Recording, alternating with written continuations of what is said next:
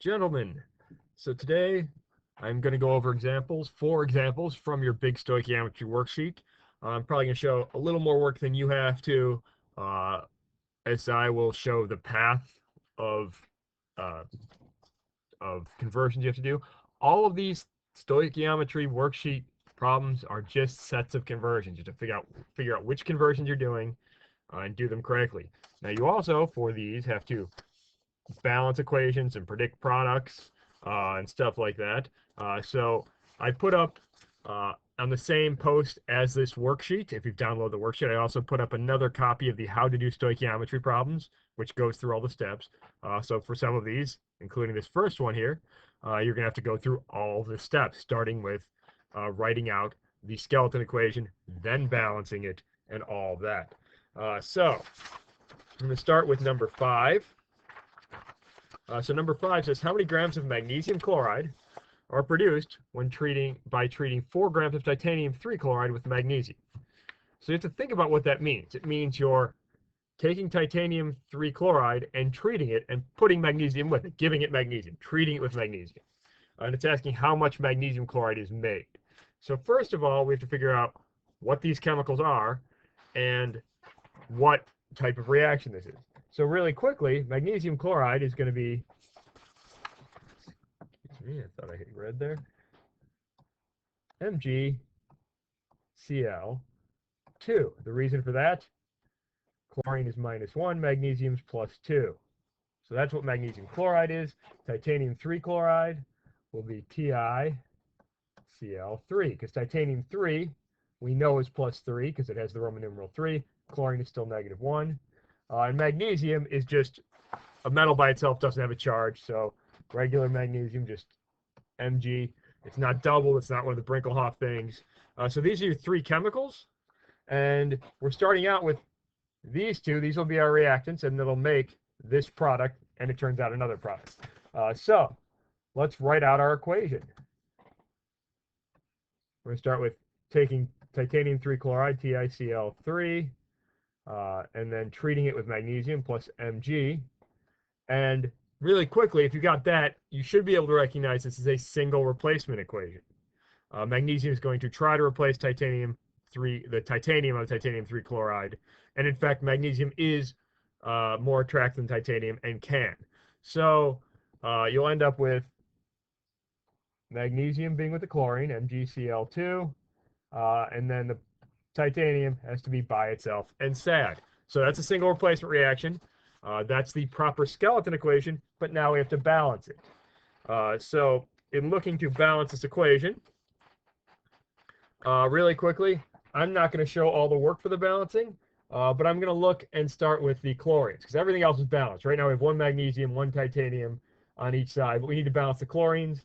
There's 3 here and 2 here, so we'll have to get to a multiple of 3 and 2. So we're going to have to get to 6.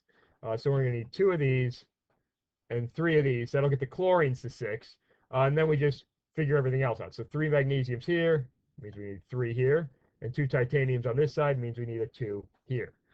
So that's the balanced equation. It does not matter what order you write the products and reactants, as long as you have the same products and reactants on the side. So if I had switch this, if I had 3 magnesiums plus 2 titanium 3 chlorides, that'd be fine. As long as you have them on the right side, it doesn't matter what order the chemicals are listed as reactants or products, so long as they have the right balancing coefficient and everything. So this is our balanced equation. Now, this you have to do. The part I'm going to do next, you do not have to do. The part I'm going to do in orange. I'm just going to kind of sketch out the conversions I'm going to have to do. So we're starting with grams titanium chloride, titanium 3 chloride. We want to convert that. Our first step will always be to convert to moles, and then to change chemicals. Once you get into moles, you're changing chemicals. What chemical are we going to change to? Well, let's see. It's asking us about magnesium chloride, so we're going to change to moles of magnesium chloride, MgCl2, and then finally, we're going to change from moles of magnesium chloride to grams, because that's what it asks about. So those are the conversions I'm going to set up. So I'm going to do that, and then I'll come back. Okay, so I've set up the equation, the conversions, and done the equation. So you're going to start with the 4 grams of titanium chloride, titanium 3 chloride. That's what was given you. You'll put that on top over 1, and you'll convert it to moles. And that conversion will be the molar mass of titanium 3 chloride, 154.2 grams per mole.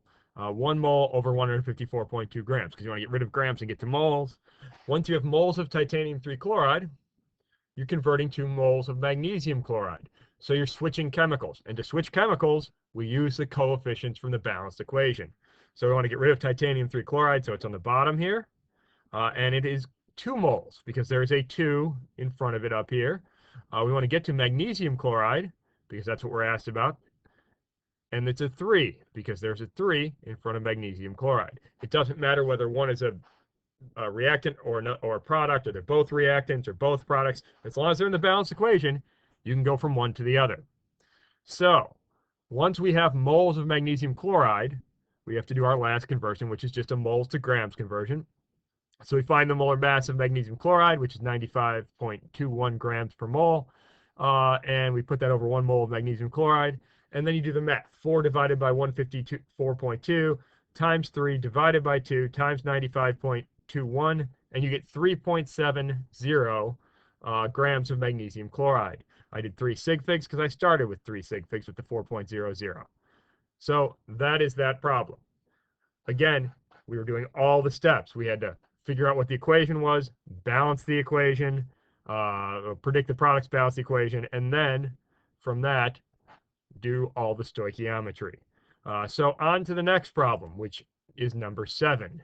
In the electrolysis of 144 grams of water, how many liters of oxygen are prepared? So first thing you have to know here is what electrolysis means, and it just means the breaking apart of water. I had mentioned this in class when we were doing examples of decomposition, but it just means you're breaking apart water. This is a decomposition. So you're going to start with water. You're going to decompose it. You can write electricity over here. You don't have to. But electricity is what's being used to decompose it. So water is going to break down into H2 and O2. Both H and O are part of the Brinkelhoff. They're always doubled when they're by themselves, so it's H2 and O2. So then to balance it, we need 2 oxygens on this side, so we put a 2 here, and then we put a 2 here. So that's your balanced equation. It's not a difficult equation to balance. Really, this is, as far as predicting products, this is one of the more simple equations. So 2 waters break down into 2 hydrogen gases and 1 oxygen gas. So let's go through our conversions. Again, this part that I'm doing in orange, you don't have to do. It's not part of your work, but I like to just do it to indicate what I'm going to start, where I start with and where I'm going. So we start with grams of water. First step's always to convert to moles, unless you're given moles. So we're going to convert to moles of water. And then from moles of water, that's when you change chemicals. In this case, we're going to convert to moles of oxygen, because it's asking about oxygen. It could have asked about hydrogen, but it didn't. It's asking about oxygen, so that's what we're converting to. Moles O2. And then, in this case, instead of asking how many grams of oxygen we get, it asks how many liters. We can convert from moles to liters. We're assuming it's a gas at STP whenever I ask you liters. We know it's for any gas, doesn't matter what chemical it is, as long as it's asking about liters, it's going to be 22.4 liters per mole. I didn't mean to write 22.4 there, but we're going to convert to liters O2. I'll show you the 22.4 in the conversions. So liters O2. So I'm going to follow this set of conversions. Again, I'll fill out all the conversions and do the math and then come back and kind of explain it. But once you have the balanced equation, it's just a matter of plugging in numbers. Yes, you have to look up or calculate molar masses, but other than that, it's really just making sure you have a conversion set up and then hitting buttons on the calculator. So I will do that, and then I will come back when that is complete.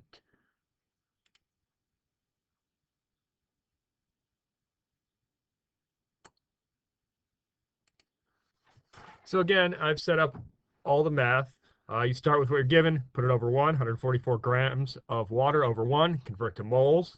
The molar mass of water is 18.02. We put that on the bottom. And then once you convert to moles, you change chemicals. So from moles of one chemical to moles of another. And to figure out what those numbers should be, just look at the balance equation. We want to get rid of moles of H2O, so we put that on the bottom. We want to get 2 moles of oxygen, so we put that on the top. H2O gets a 2 because there's a 2 in front of water in the balance equation. Oxygen gets a 1 because there's one of them in the equation, which is nothing in front of it because we don't write the 1 usually, but it means 1. After we get to moles of oxygen, then in this case, we're converting to liters. And it doesn't matter what gas it is. Again, all gases are 22.4 liters per mole at STP, and we're assuming it's at STP. So plug in all the numbers to a calculator. 144 divided by 18.02 divided by 2 times 22.4, and you'll get 89.5 liters of oxygen gas. Again, 3 sig figs in the initial number, so 3 sig figs in my answer. So we're going to go ahead and move on to number 8. Calculate the number of liters of oxygen required to react with 75 grams of aluminum. So we're starting out, it's telling us what's reacting. Oxygen, aluminum. So we know we're going to get aluminum and then oxygen, and that's going to give us some product. Remember, oxygen's a Brinkelhoff, it's always O2. Well, what we're going to get with aluminum and oxygen is the combination of aluminum and oxygen. ALO. However, we have to figure out what the subscripts are going to be, and the way we figure that out is with the charges. Aluminum, based on where it is on the periodic table, is +3. Oxygen is always -2 based on where it is on the periodic table. That means you have to get it to aluminum to +6 and oxygen to -6, or you can just use the crisscross method. But you end up with Al2O3. So that's going to be what aluminum oxide is, Al2O3. So then it's pretty simple to balance. After you've got that, you balance the whole equation. Aluminum, well, aluminum oxide has 3 oxygens. We have an O2 over here. So I know I'm going to have to double this just because I see that to make this an even number, which is all we can get to, we'll need to double that. So that'll be 3, and this will be 2. So that's our balance equation. 2 aluminums, 6 oxygens on each side. So we have our balanced equation. And again, I'm just going to sketch out the conversions we're going to go to. So we're starting with grams of aluminum. We're going to convert to, again, first conversion always moles. Then we change chemicals. In this case, it's not asking us about a reactant. It's asking about, or excuse me, it's not asking us about a product. It's asking us about the other reactant, and that's fine. It doesn't matter as long as they're in the same balanced equation. So we're going to go from moles of aluminum to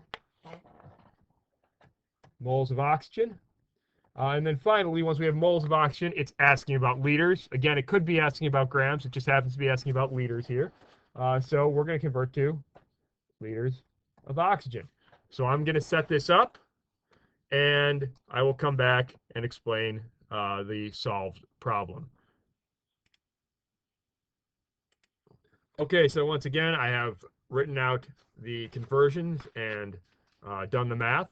You'll start with the 75 grams of aluminum you're given, put that over 1, and immediately convert to moles. The molar mass for just aluminum is just its atomic mass, which is 26.98 grams per mole. And once you have moles of aluminum, you convert to moles of oxygen. So we put aluminum on the bottom, oxygen on top, because we want to get rid of aluminum, go to oxygen. And we grab their numbers from their coefficients. Oxygen has a 3 because it has a 3 in the balance equation, and aluminum has a 2. So we grab those. Once we're at moles of oxygen now, we convert to liters. There are 22.4 liters in 1 mole. Again, that's for any gas at STP, including oxygen. And we do the math. 75 divided by 26.98 times 3 divided by 2 times 22.4. That equals 93.4 liters of O2. Again, 3 sig figs because that's what we started with. So that's the correct rounding. Okay, the last problem I'm going to jump ahead a little bit and do problem number 24. So how many grams of sodium peroxide must react with water to produce 35 liters of oxygen? And here they give us an equation. It's not balanced, but they give us a skeleton equation because you wouldn't know this based on types of reactions or anything. This is a reaction I would expect you to know how to predict the products, but you should know how to balance it. So if we wanted to balance this, I'm not going to get into all the balancing right now, but the correct balancing ends up being 2, 2, 4, and 1. So that's the correct balancing. You don't have to write the 1 for oxygen. You end up with 4 sodiums on each side, 4 hydrogens on each side, and 6 oxygens on each side. You can check that. And again, if you had any trouble balancing this, let me know. I'd be happy to work through it. But I think we can just start with the balanced equation for this process right now.